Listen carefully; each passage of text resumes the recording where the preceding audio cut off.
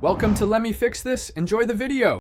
In this video, I will show how to prepare Knorr mushroom soup. Start by opening the soup mix and measuring water or milk precisely, then heat gently but do not boil.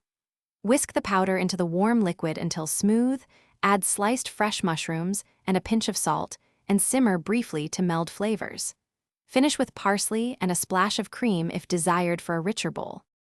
Preheat a saucepan on medium heat and measure all ingredients before you begin.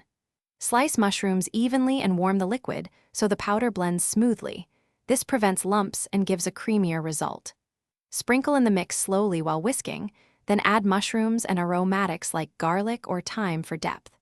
Simmer gently for a few minutes until flavors combine, taste, and adjust seasoning before serving for best results.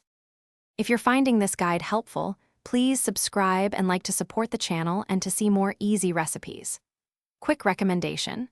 On another note, the new Kindle Paperwhite is terrific for reading cookbooks and cozy fiction while your soup simmers.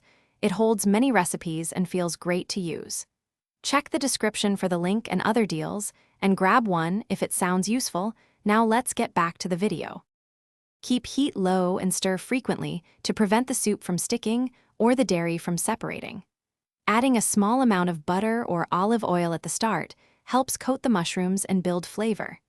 If you want a thicker soup, mash some mushrooms against the side of the pan or add a slurry of cornstarch and water. Taste as you go and finish with herbs or a splash of cream for a comforting bowl. Thanks for watching. If you found this helpful, don't forget to like and subscribe.